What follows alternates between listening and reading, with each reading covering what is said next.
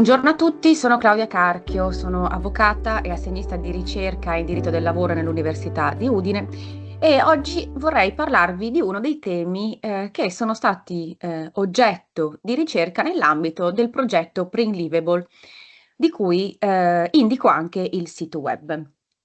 L'argomento che approfondirò quest'oggi sono le prestazioni integrative del reddito. Con tale espressione vengono indicate in particolare tutte quelle prestazioni di tipo previdenziale che insieme ai trattamenti di disoccupazione compongono il sistema degli ammortizzatori sociali. Le integrazioni salariali, più in particolare, sono delle misure di tutela economica che intervengono nei casi di sospensione dell'obbligazione di lavoro per fatti che sono inerenti all'impresa. Il loro scopo è quindi duplice di fatto perché da un lato mirano a garantire la stabilità occupazionale e quindi a fornire un supporto reddituale ai lavoratori che si trovano coinvolti in situazioni di crisi temporanee o nell'ambito di processi di riorganizzazione aziendale. Al tempo stesso, queste prestazioni offrono però anche un supporto finanziario alle imprese,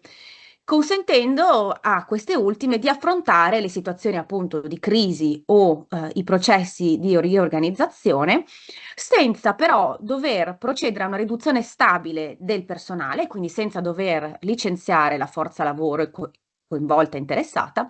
e senza dall'altra parte dover adempiere all'obbligo di corrispondere ai lavoratori interessati la retribuzione. Quest'ultima infatti viene sostituita dall'indennità in cui si sostanzia la prestazione previdenziale, un'indennità che è erogata in particolare dall'INPS o dai fondi di solidarietà bilaterale. Proprio in questo consistono le integrazioni salariali. Le integrazioni salariali, peraltro, si distinguono dai trattamenti di disoccupazione, quindi dalla seconda prestazione, dalla seconda tipologia di trattamenti che compongono gli ammortizzatori sociali, perché mentre le integrazioni salariali possono intervenire soltanto a fronte di eventi che determinano una inattività e quindi un'eccedenza di personale di tipo temporaneo, quando peraltro vi sono delle concrete prospettive di ripresa dell'attività e di prosecuzione dei rapporti di lavoro, i trattamenti di disoccupazione dall'altra parte e all'opposto potremmo dire operano soltanto nei casi di disoccupazione totale, quando vi è una definitiva cessazione del rapporto di lavoro. Volendo analizzare più nello specifico quali sono le caratteristiche di questi trattamenti, di queste prestazioni integrative del reddito, bisogna fare riferimento alla disciplina cui al decreto legislativo 148 del 2015, che viene definito anche il testo unico in materia di ammortizzatori sociali in costanza di rapporto di lavoro, il quale ha in particolare subito delle modifiche molto significative ad opera della legge 234 del 2021, cioè la legge di bilancio per il 2022. Questo è il testo normativo a cui fare riferimento per conoscere la disciplina dei trattamenti previdenziali in questione. Ma cerchiamo di analizzare un po' più nello specifico in che cosa consistono e come operano queste prestazioni previdenziali.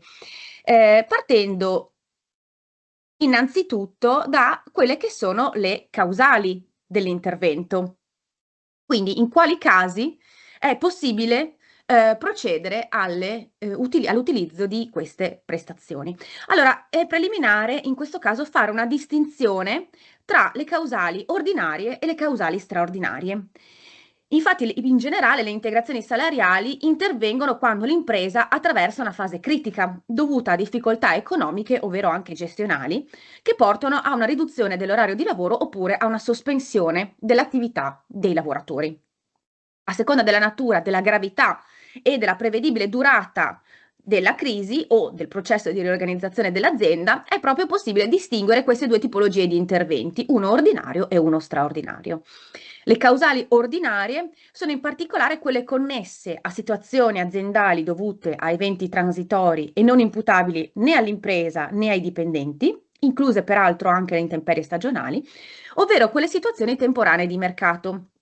In entrambi i casi si tratta di difficoltà di natura transitoria e per fare qualche esempio potremmo pensare al caso delle condizioni di mercato sfavorevoli oppure a eventi climatici di natura straordinaria o comunque a situazioni aziendali che richiedono interventi rapidi.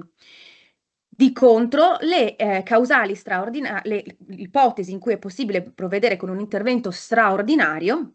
Riguardano i casi di riorganizzazione aziendale, anche per la realizzazione di processi di transizione, le ipotesi di crisi aziendale e il contratto di solidarietà difensivo. In questo caso le misure di sostegno al reddito intervengono a fronte di scenari che sono più complessi, come può essere ad esempio una ristrutturazione aziendale o la crisi di un intero settore, che richiede quindi soluzioni di medio o lungo termine. Le integrazioni salariali non dovrebbero in realtà mai intervenire, proprio per quanto ho appena detto, nei casi di cessazione definitiva dell'attività produttiva dell'azienda o anche di un suo ramo. Quindi, nelle ipotesi in cui la crisi è di gravità tale da comportare la cessazione definitiva dell'attività di impresa, le integrazioni salariali non sono lo strumento a cui si dovrebbe fare ricorso. In tali casi, infatti, l'impresa dovrebbe provvedere al licenziamento, non essendovi più una prospettiva di ripresa dell'ordinaria attività lavorativa, e reimmettere i lavoratori coinvolti da questi processi nel mercato con il supporto di un'altra prestazione previdenziale, più in particolare dei trattamenti di disoccupazione. Va però segnalato che con numerose previsioni in deroga alla normativa ordinaria che appunto dovrebbe escludere l'intervento della cassa integrazione nei casi di cessazione totale, il legislatore ha continuato a prevedere invece delle possibilità di accedere alla CIGS, cioè agli interventi straordinari, anche per i lavoratori di imprese che abbiano cessato o che stiano per cessare l'attività produttiva. Ciò tuttavia soltanto a patto che sussistano delle concrete prospettive di cessione dell'azienda, quindi di trasferimento dell'azienda, a cui consegue un riassorbimento dell'occupazione, oppure nei casi in cui ancora sia possibile realizzare degli interventi di reindustrializzazione del sito produttivo e quindi i lavoratori interessati possano essere coinvolti in percorsi di ricollocazione. Chi sono poi i beneficiari delle prestazioni, integrative del reddito? Questi trattamenti di sostegno, sono rivolti a tutti i lavoratori assunti con contratto di lavoro subordinato, ad esclusione dei soli dirigenti, ma compresi anche i lavoratori a domicilio e i lavoratori assunti con un contratto di apprendistato. Questi soggetti per poter beneficiare delle prestazioni devono tuttavia aver maturato almeno 30 giorni di effettivo lavoro presso l'unità produttiva per la quale è richiesto il trattamento. Quanto al campo di applicazione soggettivo, quali sono le aziende che possono chiedere le prestazioni? Beh, per individuare esattamente quali sono tali soggetti, dobbiamo fare riferimento, ancora una volta, alla normativa contenuta nel decreto legislativo 148 del 2015, come però modificato dalla legge di bilancio per il 2022. Anche in questo caso, bisogna fare una distinzione, perché, accanto alle prestazioni di cassa integrazione guadagni, detta anche CIG, vi sono anche prestazioni erogate dai fondi di solidarietà bilaterali. La CIG, in particolare l'intervento ordinario, può essere concessa soltanto a imprese che operano in settori specifici, che sono sostanzialmente coincidenti con le imprese industriali. La CIG intervento straordinario, quindi la CIGS invece, può essere richiesta da tutti i datori di lavoro che non sono coperti dai fondi di solidarietà bilaterali, a patto che nel semestre precedente la data di presentazione della domanda abbiano occupato mediamente più di 15 dipendenti. Questa delimitazione del campo di applicazione soggettivo della CIGS è stata prevista proprio dalla legge di bilancio per il 2022, perché in precedenza queste prestazioni, similmente a quanto avviene per la CIGO, erano riservate soltanto a imprese che operassero in settori produttivi specifici e in più avessero anche determinate soglie occupazionali. Con la modifica del 2022 invece il trattamento straordinario è diventato fruibile da tutti i datori di lavoro a patto che soddisfino il requisito dimensionale suddetto e però indipendentemente dal settore produttivo di appartenenza. Ciò però a condizione che le imprese stesse non rientrino nell'ambito di applicazione dei fondi di solidarietà bilaterali. E allora è necessario capire quando intervengono questi fondi. Si tratta di enti di natura bilaterale, cioè costituiti a iniziativa libera, ovviamente, delle organizzazioni sindacali e imprenditoriali comparativamente più rappresentative a livello nazionale, e questi soggetti devono assicurare le prestazioni, tanto ordinarie quanto straordinarie, tramite l'erogazione di un assegno che viene denominato assegno di integrazione salariale.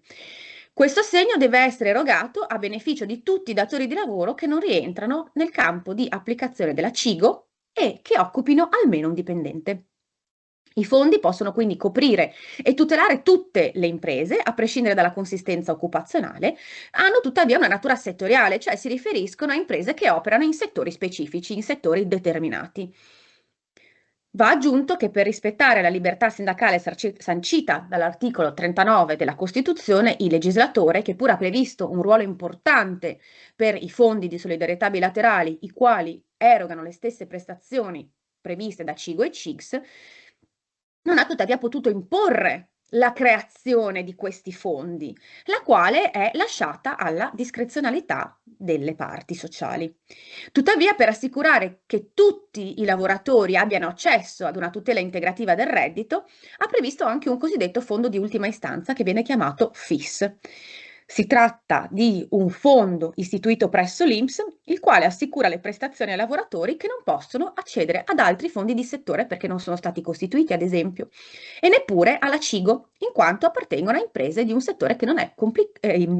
contemplato dall'ambito di applicazione di quest'ultima.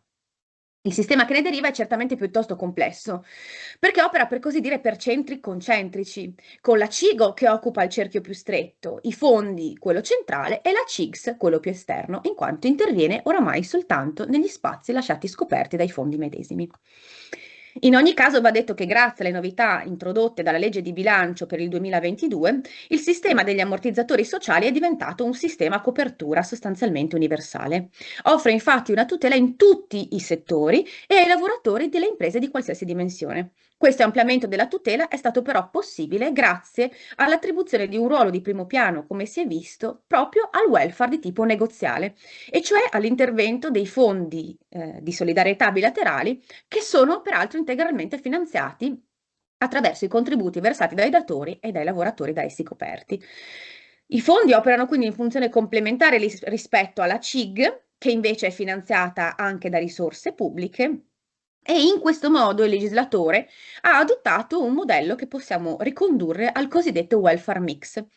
dove interventi privati e pubblici coesistono. Il fine è quello di accrescere il grado di equità generale del sistema e di garantire a tutti i lavoratori in costanza di rapporto di lavoro una protezione strutturata, ma che sia al tempo stesso anche in grado di cogliere l'elasticità delle dinamiche dei diversi settori produttivi, consentendo quindi un adeguamento dei trattamenti che sono a loro volta differenziati a seconda